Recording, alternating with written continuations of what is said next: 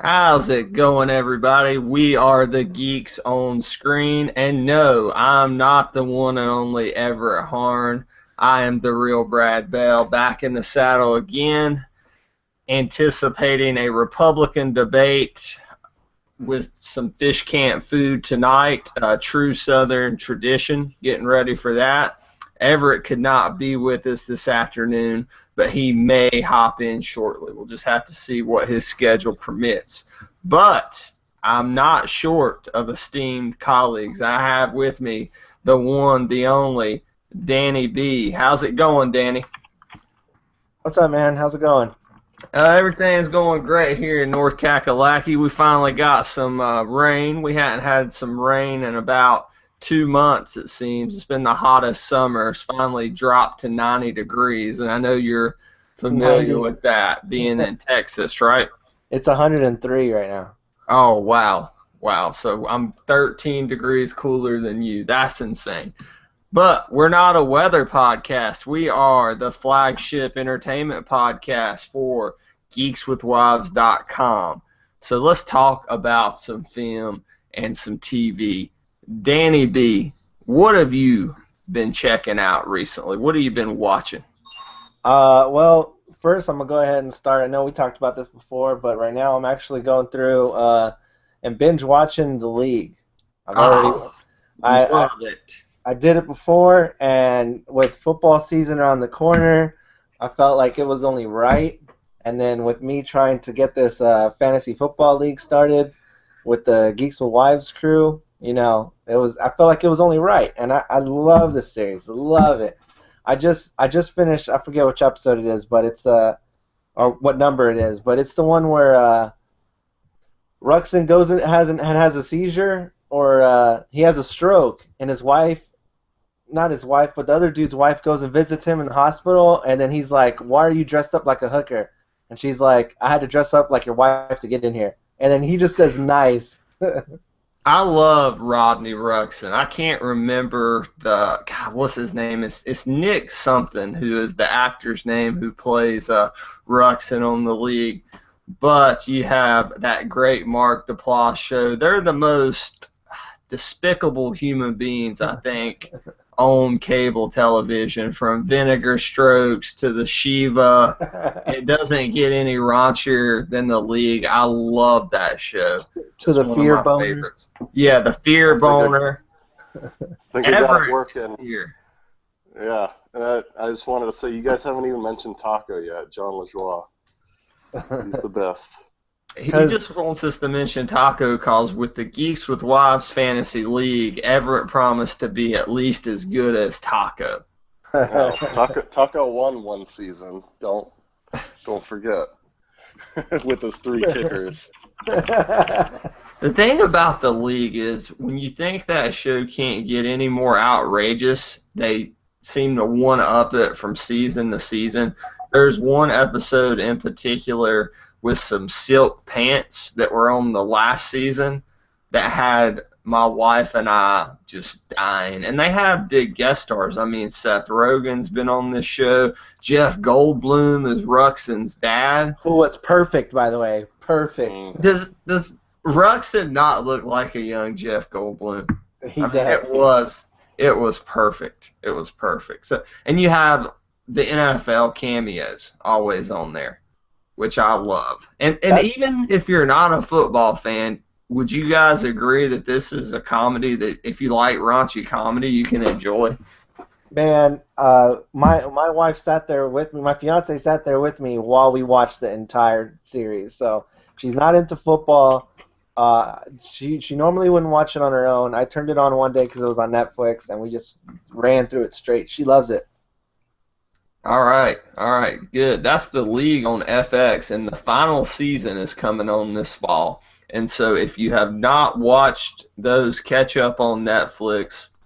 Just be warned, you're in for a raunchy good time. What about you, Everett?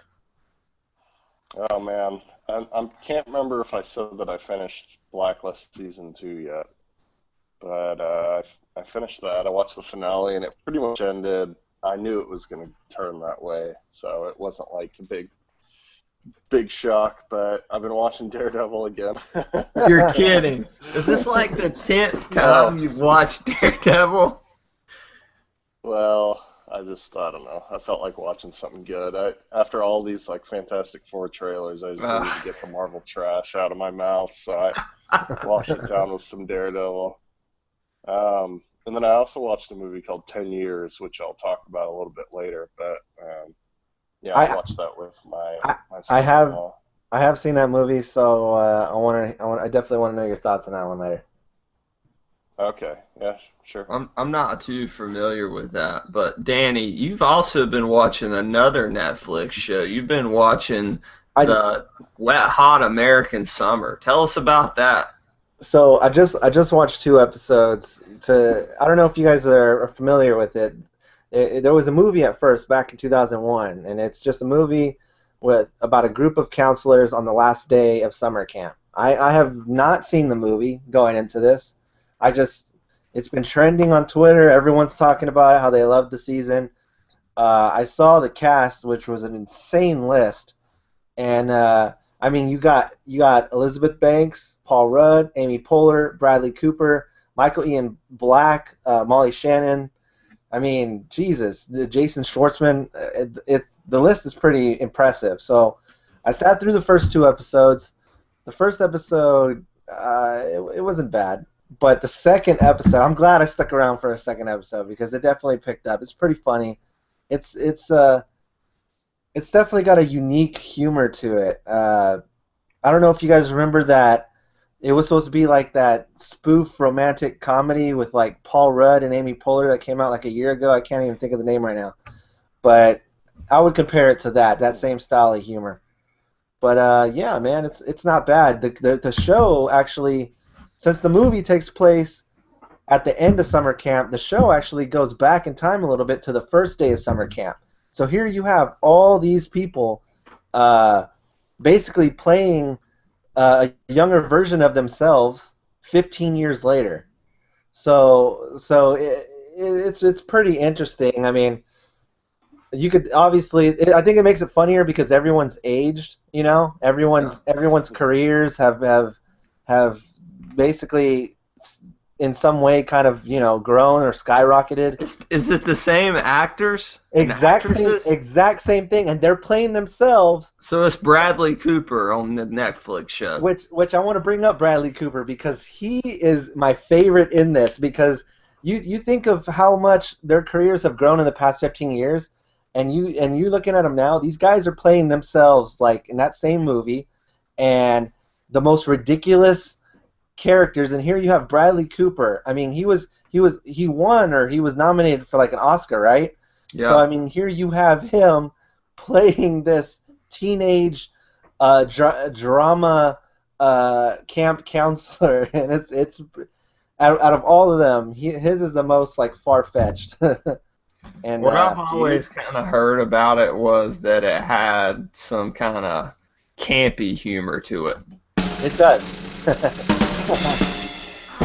Just messing.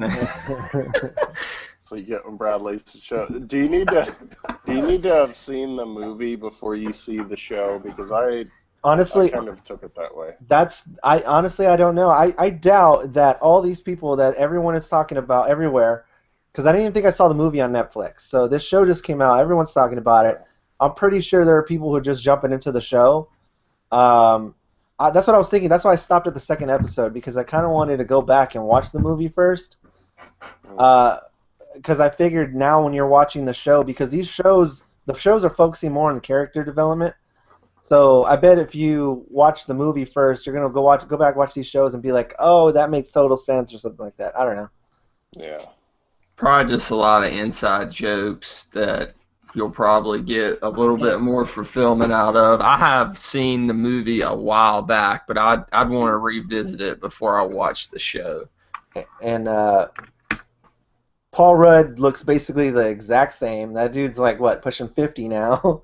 Yeah, he Exact doesn't same. he doesn't age. He's like Tom Cruise, which kind of gets me into what I watched this week, what I checked out, and I'm not gonna spoil it because I know I don't know, Danny, have you seen Mission Impossible Rogue Nation yet? No, I haven't. Okay, and I know Everett hasn't, and he's a big Tom Cruise fan. I'll But read you wow, this phone and kill you if you spoil anything. I will not spoil anything. You have my word. But I think walking out of the theater, it was the best movie that I'd seen this summer. Maybe Jurassic World's still my favorite, just from a nostalgia perspective.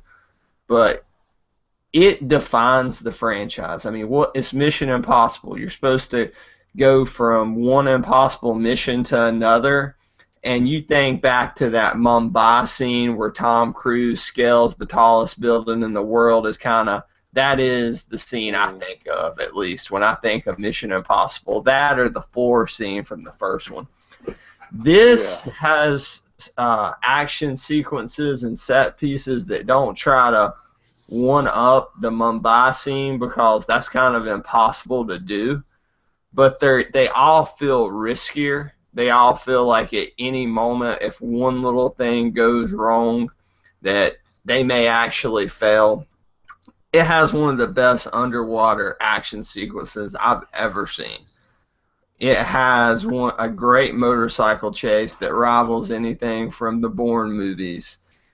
And the opening scene is the scene that you've seen in the trailers with the plane, and it's just everybody's here, from Ving Rhames to Jeremy Renner, who's not got much personality here. I think it's crazy when you look at Jeremy Renner and Tom Cruise on screen together, especially when they're doing close-ups. Tom Cruise looks 10 years younger than Jeremy Renner right now.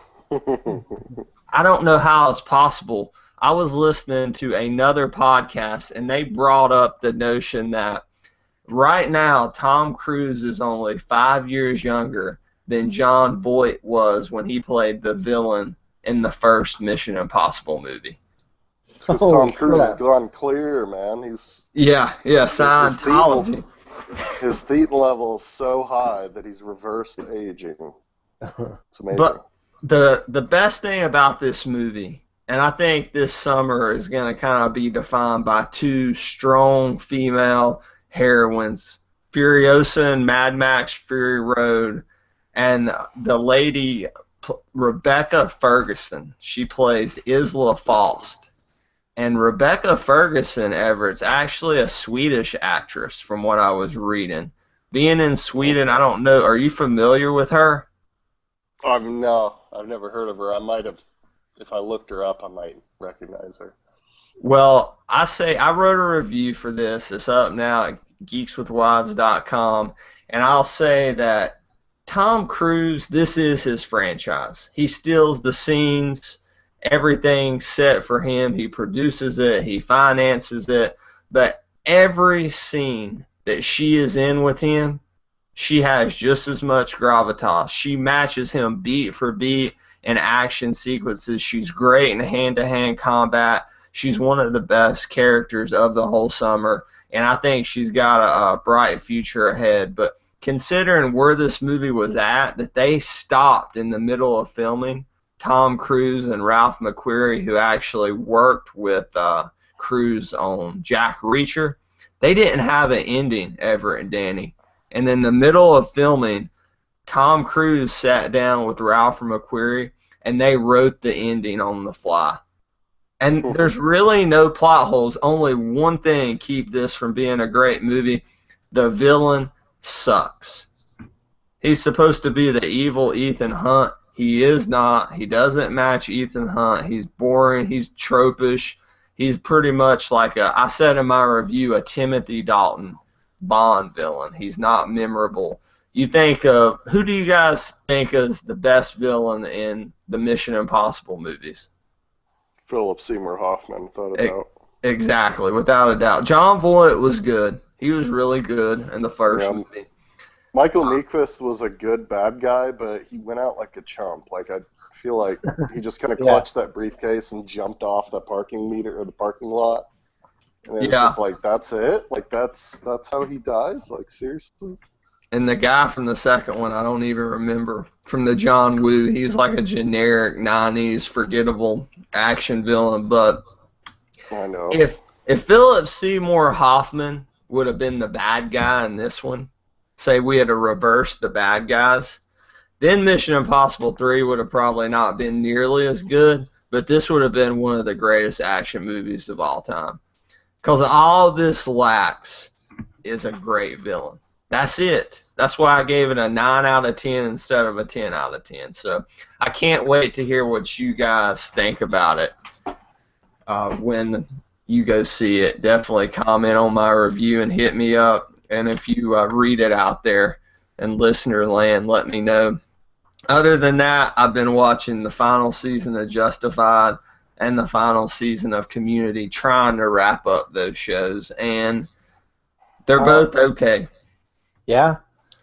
What was you going to ask, Danny? No, how I wanted to hear about Community for sure, because I mean, I'm a big fan of the series. Mm-hmm. I have not watched it since it's gone to Yahoo. But that was with me. I finally broke down and hooked up my computer to my TV because I was too lazy to do it via HDMI. And I've watched the first 2 episodes. They're good. They're not close to being the worst that Community was when Dan Harmon left. But guys, this was a show, I was texting a friend today, that had Chevy Chase and John Oliver as regulars in the first 2 seasons. Oh yeah. I mean, you can't substitute for that kind of comedic talent.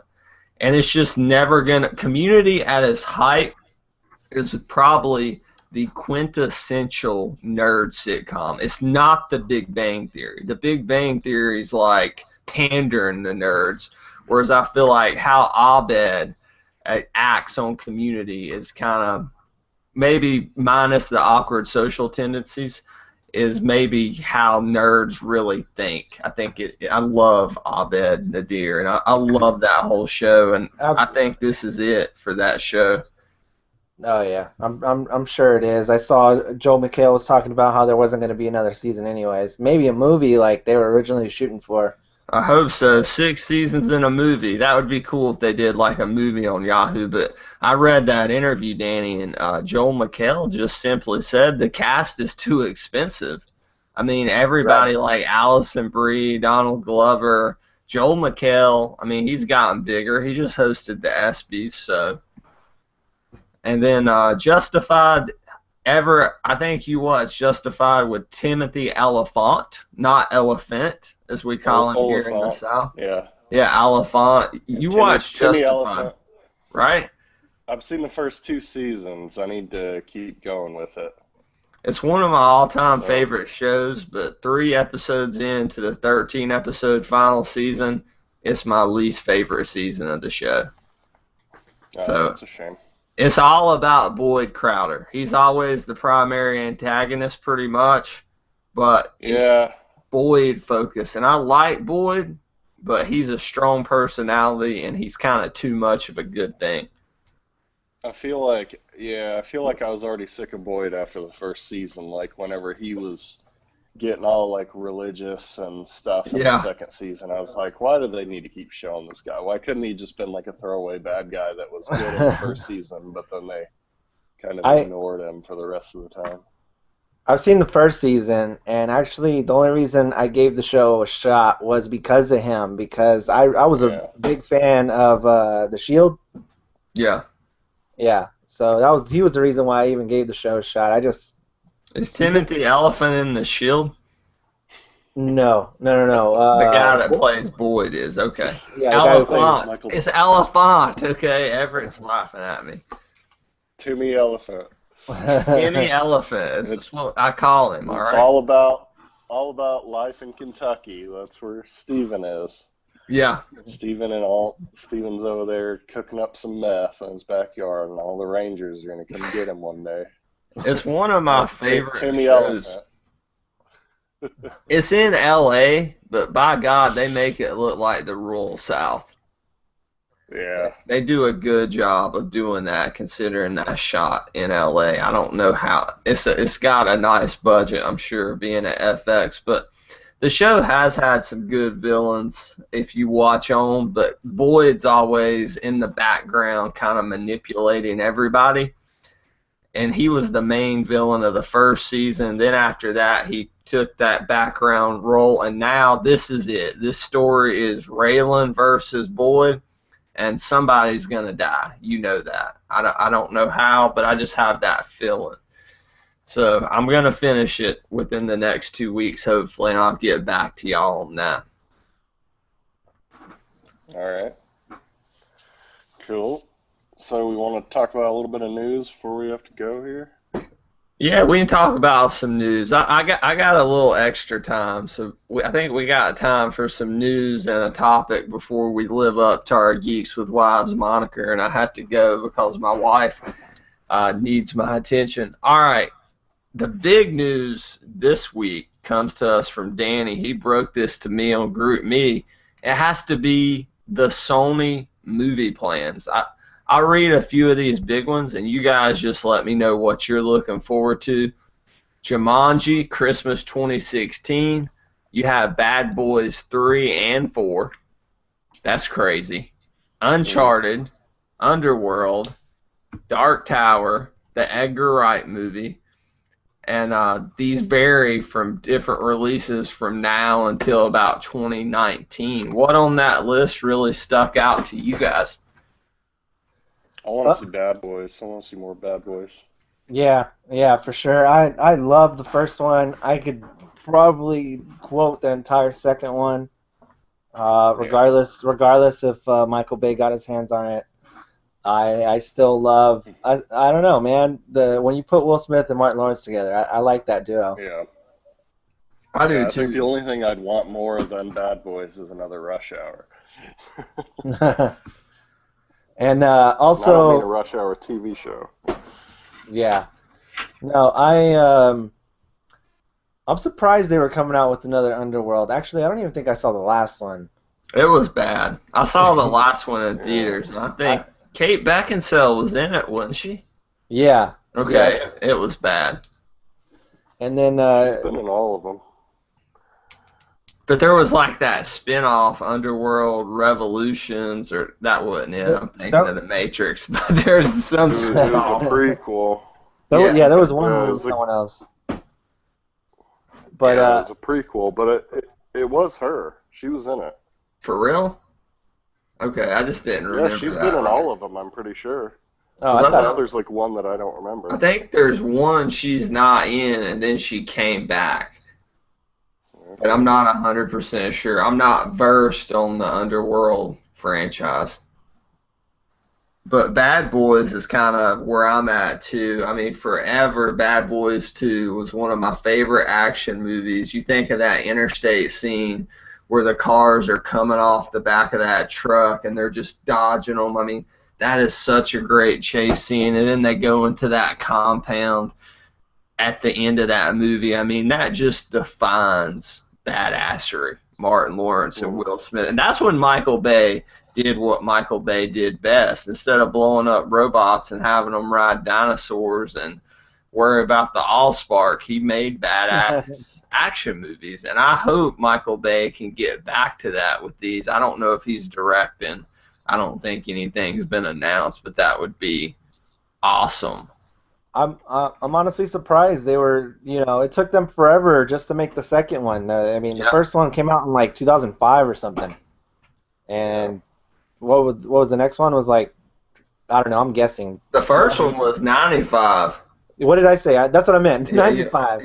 You said 2005. Then the second one was like 2002 or something. Yeah, 2002, 2003 or something like that. But yeah, I'm surprised, but I'm excited for it, man. I could do without another shot of the Miami sign like Michael Bay does in all his other movies. Yeah. But what about being a fourth one? Like, I wanted Bad Boys 3 so bad. Do we really need Bad Boys 3 and 4? Man, I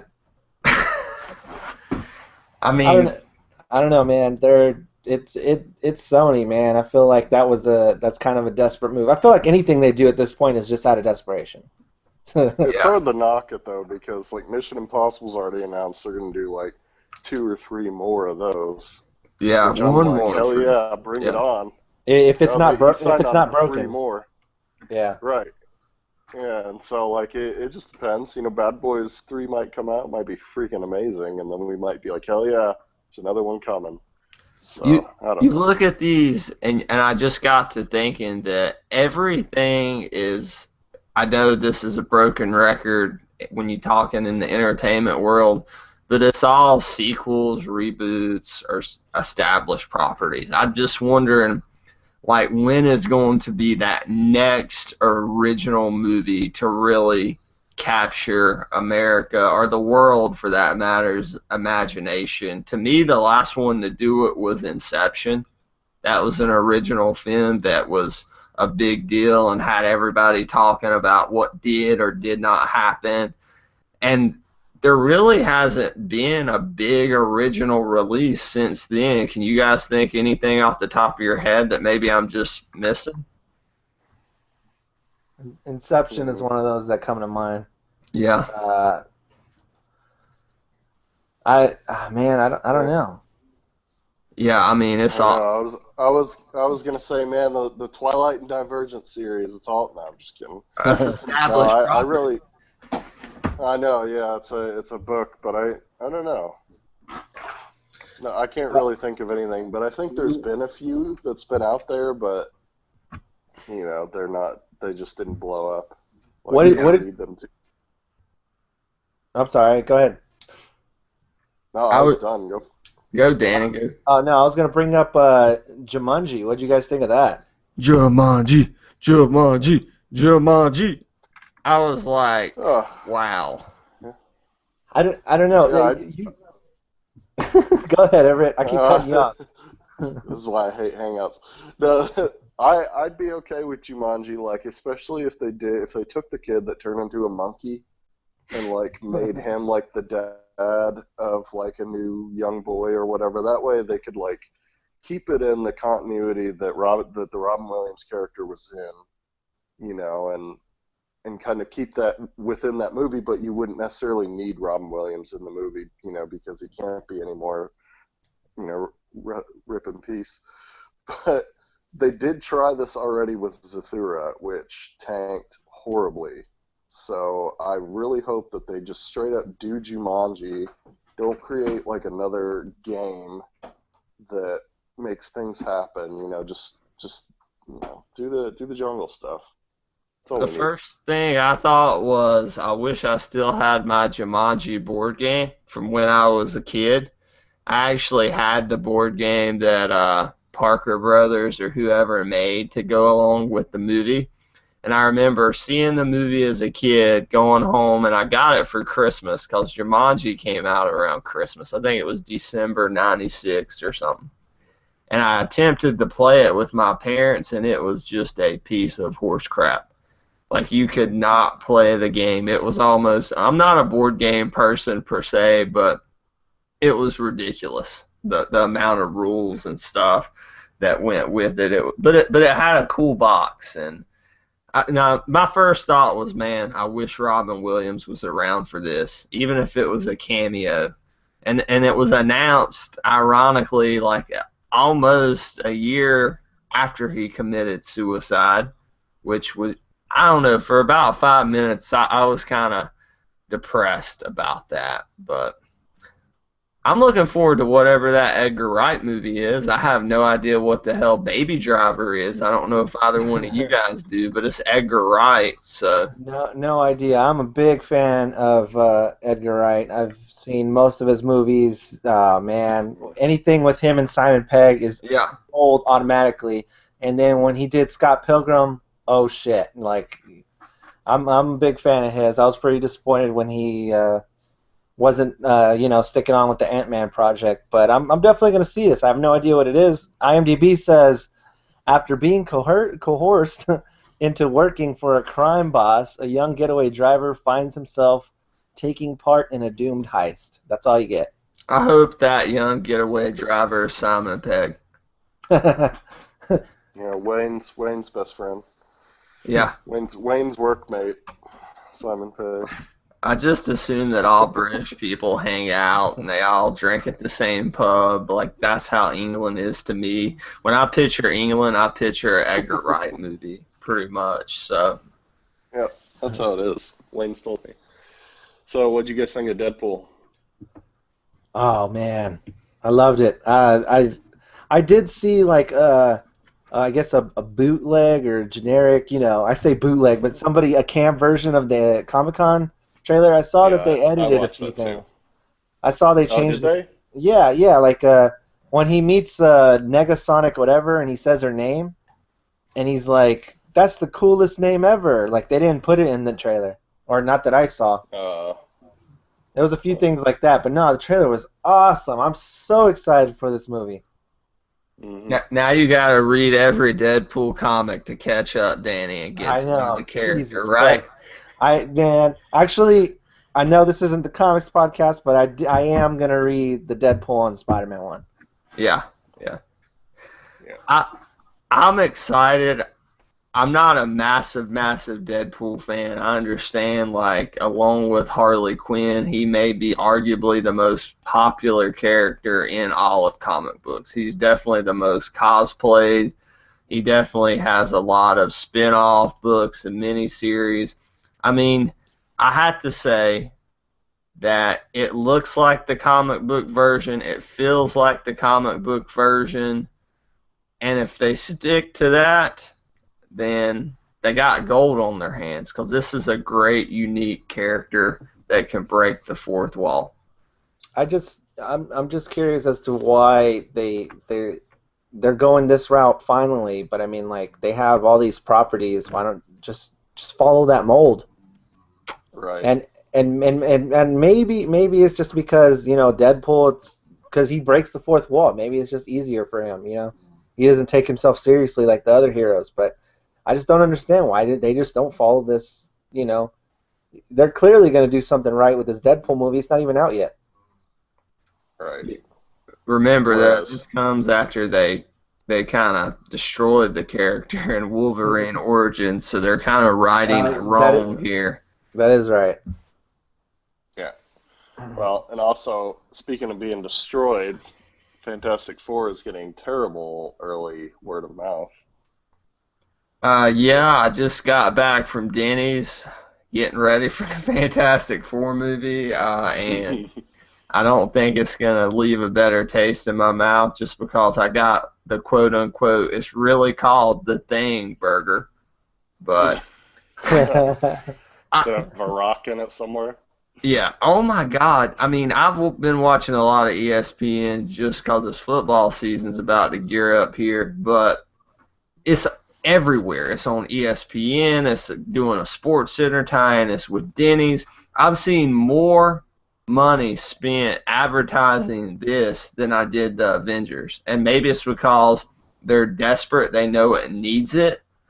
But I just can't believe that if they thought they had a giant stinker on their hands, which this apparently looks to be at 8% on Rotten Tomatoes, which saddens me as somebody who loves those characters and who is really rooting for Josh Trank. I like him too.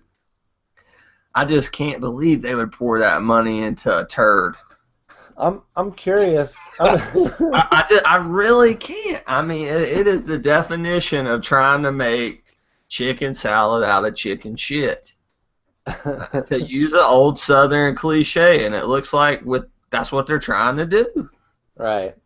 I'm curious to see what their plan is after this because they were already talking about a crossover with X-Men. Now, I mean, this movie's most likely going to do horrible. Like, what's next? Are they going to try to do another reboot, or are they going to be like, no, screw it, let's cut our losses, let's call Kevin? If it makes money, that's the big thing. I think this movie needs to make at least $50 million to keep that X-Men Fantastic opening weekend I'm talking about. It's going to, though. You think it's going to? I think it's going to. Because, I mean... I think so, too. I think it's going to make $50 million. That's about what Ant-Man made. Now, if it comes out, it made 18-something million in the golden age of superhero. Like, I could tattoo Marvel on my forehead, and then I could probably pay off my mortgage. Like, that's how popular Marvel's brand is right now. So to consider that I just can't believe it's gonna flop colossally like Everett does. I hope it makes, like a good 20 or 30 million. That's it. US maybe, I don't know. I think they need to stop trying because besides Deadpool, Fox has no clue how to do anything right Did you at not all. like the last two X-Men movies? No. You didn't I like mean, First Class? they were okay, but they I love were X-Men's First Class is one of my X favorite superhero movies. X-Men First Class, Days of Future Past, and then the very first X-Men. Yeah, I enjoyed the second, and then the third one is at the bottom of this shit pile with Spider-Man 3. But yeah. I mean, yeah, I don't. They once again like Fantastic Four. It just doesn't feel like the X-Men that I grew up with. But whatever, if Fox wants to try, to do their yeah, own take on comics, then whatever. the the X-Men I grew up with was the '90s show, so I doubt I'm ever Right. gonna see that on the big screen. Yeah, But that's what we need, man. The freaking Deadpool looks just like he does in the comics. They can pull it off. but Jubilee looks like she does in the '90s show. If you But look at those set photos, Deadpool, what Nothing. debuted? He debuted in like the '90s. That's that yeah, X-Men. There's so much more, you know, to stories to run off of. Right. I don't know. I think they can make Jubilee look good. They can make Jean Grey look awesome, Nightcrawler, whatever. It doesn't make up for how Apocalypse looks. well, I'm waiting Grimace. to. I want to see what he looks like in motion, in person. Surely, it's Oscar Isaacs, who's a decent actor. I mean, he was in God, that movie that won some awards. I'm blanking here. He plays a Yeah, Lenny or Lionel something. Damn it, I can't Inside remember. Llewyn Davis. That's the Lewin name of it. Davis. Yeah, he played like a folk singer, pretty much, like a Mumford and Sons, Avett Brothers type singer, and he's a good actor. He's going to be in Star Wars. I've heard good things there, so we'll see. I mean, but I'm not judging Apocalypse type. Surely there's some CG or something to put over that. It's not just him walking around like I Ivanhoe's don't think there's cosplay. gonna be. I don't think there's gonna be. It's gonna be like Swamp Witch Doom. All they're gonna do is put a little bit of glowy on him, and they're gonna leave it like that. At this point, I'm gonna end my superhero movie comments right here by saying that I know I've seen X-Men at Fox. I've seen Fan 4 at Fox. I've seen all that, right? I know how that is, some good, some bad. We know all Sony is just trash with Spider-Man, with the exception of maybe the first two. We know Marvel strikes gold every time. I really want to. The thing I'm curious about is DC and Warner Brothers. Like that's really what I'm looking forward to. I'm nervous, but I really want to see what they're going to put together because it looks like they're not going to be Christopher Nolan movies, but at least tonally it looks like they Nolanized the DC universe. Gritty, dark, which I know some people don't like, but I think that's a good kind of foil to what Marvel's doing. Some dichotomy. Yeah. Yeah. Well. Well, we can keep going a I, little bit. I got a little more time. all right. Well, since you had brought up the DC thing, I want to know what you guys thought about Jenna Malone possibly playing Batgirl. I read Oh, that I love it. somewhere. It's just that, I I, mean, I don't think they confirmed it, but she's clearly in the movie apparently, but it sounds like she's playing Barbara Gordon. yeah, I don't think they could have picked a better actress. If she accepts it, I think she would look fantastic as, in the suit or in the wheelchair, depending on what they want to do with her. But I think it'd be great. Right. I'm very interested to see where, as far as from a time point perspective, Batman is. Has he not been Batman for a couple years? Has there been a death, like maybe the death of Jason Todd, if you're to believe certain rumors around the internet, that has put him out of crime fighting? Is Barbara Oracle? Like, where are we timeline wise? A part of me really hopes they just drop us in, and all these villains and side characters are there and established, and we get their backstories dabbled in.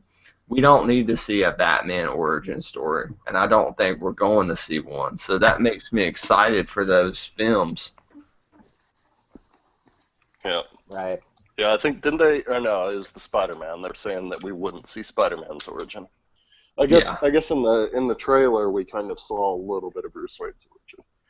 Yeah. Yeah, I hope that's like one flashback and that's it. I don't need to see him crying the whole time. I hate he lost Thomas and Martha, but at this point, especially after trying to watch Gotham, keyword trying to watch Gotham, I'm really over whining Bruce Wayne. God, that show was terrible. Which that actually brings me to a quick discussion topic I'm going to throw out there if you guys don't mind. Go for it. My topic this week is something I kind of wanted to talk about, is when to delete or not to delete on the DVR. I have the DirecTV Genie. I can store up to, hundreds of hours of programming.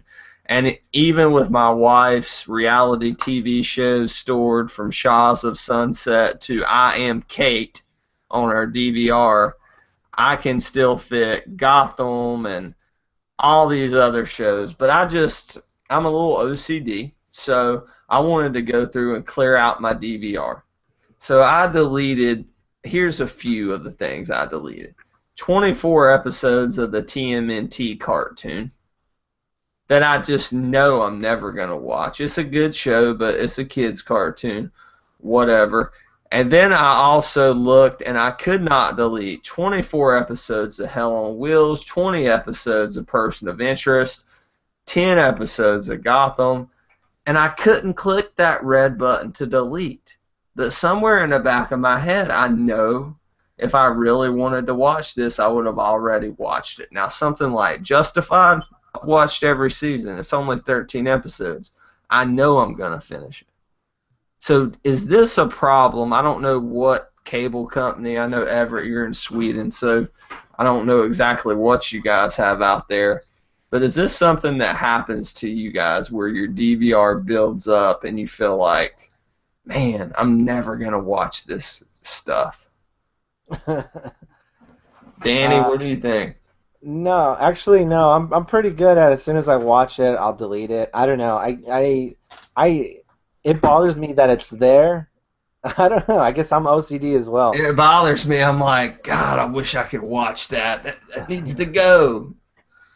Yeah, I mean, as soon as, and a lot of times I'll record like, man, it's been a while since I recorded anything actually, but like before, I remember like Thursday nights on NBC were like my favorite because you had like Parks and Rec, and then that's when like I'm talking like 2 years ago when like Community was on there and all that stuff. The Office was on. Yeah, and I would record all that and then I'd delete it right then and there. So it's been a while. Right now, my fiance, she watches all these shows. She uses it much more than I do. But even then, even though they have nothing to do with me, I'll still be like, "Are you watching this? No? Okay, delete." I don't know why. It's there, but I'm kind of weird about it. What about you, Everett? I think with my personal stuff, like I'll download from iTunes like the second season of Fringe, and I'll have done that. I did that like years ago. And I'll have it on my iTunes for like years and years, and then I'll see it on freaking my Netflix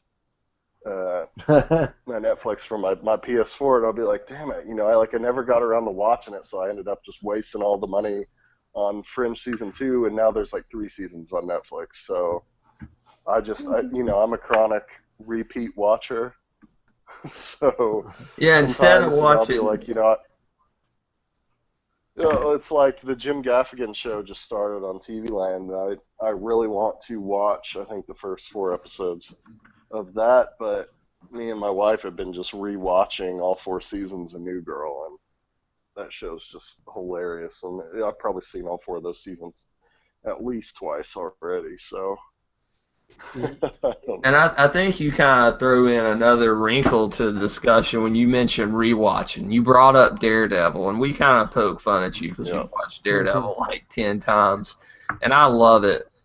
But do you guys ever feel guilty when, let's say, you've seen Daredevil 10 times, but you have, let's just say in my case, 20 episodes of Person of Interest. You like Person of Interest, but you watch Daredevil for that 11th time instead of watching Person of Interest. I know Oh, that you, happens to me all the time. yeah, and I don't know if guilt's the right word for it. Maybe it's just me because I'm crazy when it comes to this kind of stuff. But I'm always wanting to experience something new. I know the Dark Knight trilogy is probably my all-time favorite thing as far as film goes. I know that's Mm. great. It's held up to multiple viewings. I don't need to prove it. I'll go back once a year usually and watch it just because I love it so much. But generally, I'm afraid that I have this great fear that I'm going to die without seeing something great. And I'm not talking about the stuff that lies ahead of me that comes after I've gone, but there's something out there right now. Case in point, Breaking Bad. I'm just now watching Breaking Bad. Me and my wife and I are through the middle of the 3rd season, and I've managed not to really get spoiled. I've heard everybody, their mother, their grandmother, their aunts, their uncles, telling me this is the greatest show ever. And I'm like, I cannot leave this earth before I finish this show. I I think it has to do a lot, or at least with me, it has to do a lot with my mood, like what I'm Right. feeling for that day. Like as far as rewatching stuff goes, I mentioned it with the league earlier. Most of the time, when I rewatch stuff like over and over again, it's comedies. It's because Mm. like you get home, you want to relax. It's just the things that you just want to not think as much and just laugh, and that's what I do. So yeah, I have like in my Netflix queue, I have so many shows I could start. Blacklist was one of those that I wanted to truck through, but at the same time, it's like, nah, I really want to watch the league again, even though I already know what's going to happen. Yeah. Oh man, just watch that first episode of Blacklist. Once I watch that thing, I truck through it. Just trust me. But no, yeah, I completely. I was about to say what Danny just said, that it really depends on my mood, and this goes for like everything in my house. Like I bought Far Cry 3 and Witcher 3, or no, not Far Cry 3, Far Cry 4 for my PS4. Hmm. I haven't even opened it, but I know I'm gonna like that game when I get in the mood to play it, and that's kind of the same with movies and TV shows. Like I've got Chappie sitting over there in the plastic wrap in a DVD case because I know that I'll probably like that movie, but I just haven't been in the mood to watch Chappie. Yeah, So, I'm bad about doing that. I used to go on Black Friday to Walmart and get $5 Blu-rays, oh brace the yeah, madness. I have hundreds and hundreds of Blu-rays in the closet in the other room, but I probably have 100 of those in plastic wrap, and I'm never gonna watch it. I yeah. know I'm not. It's just not gonna happen. And we're coming up on football season. And that's when it happens to me the worst. Like, I'm going to watch Flash. I'm going to watch Arrow. I'm going to watch The Walking Dead. Like, I will watch those the week of. There's no doubt. I want to be a part of the conversation with you guys and Twitter about those shows. But when it comes to those second tier shows, as far as my love for them, like A Person of Interest or Hell on Wheels, I know that by the end of football season in February, that my DVR is going to have like 40 episodes of Person of Interest, and at that point, I might as well just give up on the show. It's kind Yeah, of like how that's what I I did with feel. Fringe. And I did that with Fringe too. Like, I've watched 3 seasons of Fringe, but I cannot bring myself to watch that 4th season. Like, Fringe is a show. It's good. It's really good, but it's not quite great. and Right. I just cannot just sit down. It deals with so many interesting things that I love, like parallel dimensions and alternate realities, just being a comic books fan, superhero fan in general. But I don't know. And it's really tough when it's an hour show, like a 45-minute to an hour show. Because a sitcom, like New Girl or something, you can breeze through those. It's so light. Yeah. Well, there's always going to be things on, like, my hard drive or whatever that I just won't get rid of ever. You know, like I've got Bridesmaids on my hard drive because I freaking love that movie. I can Yeah. watch that movie like any time, and I kind of feel that way. Like I've got all my favorite movies like saved onto my DVR and stuff, and you know, whatever. If I just kind of keep them there because if I feel like watching one of my favorites, you know, like Daredevil or whatever, I can just go there and watch it. Yeah. So, Yeah, you always have those go-tos depending on the mood you're in, for sure. Mine's like Empire Strikes Back. I can watch that movie once a week. I love it so much. Like it's probably my third favorite movie ever, especially with the Star Wars movies. Spider-Man 2 I can watch whenever. I can watch Sling Blade, Armageddon, some bad movies. Magic Mike. No, Magic Mike's not on that list, but there's some shows and movies, like for example, I'm watching True Detective season 2, and season 2 is actually good. Vince Vaughn ended up being really good in it, but I'm thinking back to True Detective season 1. It's a masterpiece, man. Like, I mean, it doesn't get any better on TV than what McConaughey gave us in that first season. But it's such a dry and ominous show that I don't know if I could make it through it again. I'm glad I've seen it, but I don't know if I could watch it again. No. That's how I feel, and I love this show. I love it. I watch it as it comes on Sunday nights. True Detective? Oh, Walking Dead. Walking Dead, That's okay. how I feel about that.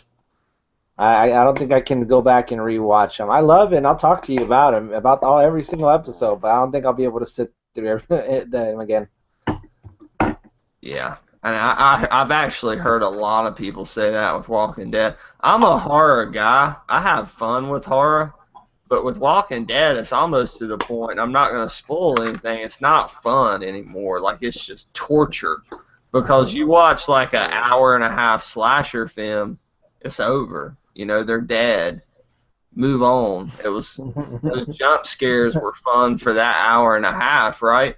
But you're invested in these characters now, and with every branch or leaf that you hear move in the background, you're like, oh my God, what's going to happen? And it's kind of a draining show for sure. It's probably one of those shows where you're better off just binge watching, which That's what Agasicles did. Yeah, which I should listen to my own advice, but I can't. I'm just impatient. I gotta watch it as it comes out, and then that's where you screw up because you watch it on that Sunday night. You know, when you're trying to relax right before the work week starts, and it's just an hour of anxiety. Yeah, it's like the worst thing. I always watch it. I usually watch it like that next Monday. Because Sunday nights, unless I'm watching football, are the most depressing time because I'm like dreading my whole work week, and I'm sure you guys can relate. Like, Sunday nights are just depressing. And I don't need to be any more depressed. So that's why I kind of wait to Monday afternoon or something, because I just want to watch it after I've got one day under my belt. But I can't wait for that to come back and Fear the Walking Dead to come back. But I think that was a good conversation on kind of the merits of DVR watching and rewatching things. But unfortunately, we're kind of running short on time. So if you guys will give out your Twitter, Danny B, where can we find you? Twitter and Instagram at Danny Benavidez, and then also Geeks with Wives. What about you, the entertainment editor, Everett Horn, my boss, Everett Harn, where can we find you? You're still a colleague, Brad, to me. You can find me at Everett Gets It on Twitter. And I'm also going to plug a I heard podcast that. that I'm on as well. It's not officially Geeks with Lives podcast, but it might be soon. It's called No Lives Remaining Podcast. You can check it out at No Lives Podcast on Twitter. I'm on there as well. All right. What's the premise of that podcast, Everett? Real quick. Oh, it's just me and Adam, who's been on the Geeks on Screen I think 2 or 3 times. We take one topic. Like we did a show about Ant-Man versus Spider-Man, who would win. Yeah. We did a show about if Jurassic World really existed, would you go? Stuff like that. The first show we did was what superpowers would you take if you could have any superpower? So we just take one topic, usually about 15-20 minutes podcast. That sounds awesome. Hopefully that will be coming to the Geeks with Wives radio network in the very near future. But look up Punch Out on Twitter, Punch Out Podcast. All right, thanks, Everett. As for me, you can find me on Twitter at The Real Brad Bell, REEL Brad Bell. You can find me on geekswithwives.com, where I've just written a review for Mission Impossible Rogue Nation. If you've seen it or when you see it, leave me a comment on there. Let me know what you think. And I'm glad that Danny mentioned Instagram. I took a little break from social media, but I'm back now. And when I came back to it, I was like, I'm going to really utilize Instagram, at least for the remainder of the summer as I have time. I'm sure it may slow down when I get back to work, but I'm also on Instagram at The Real Brad Bell. So if you want to see Cam Newton fatheads and Mondo posters and cute pictures of dogs, follow me on Instagram at The Real Brad Bell.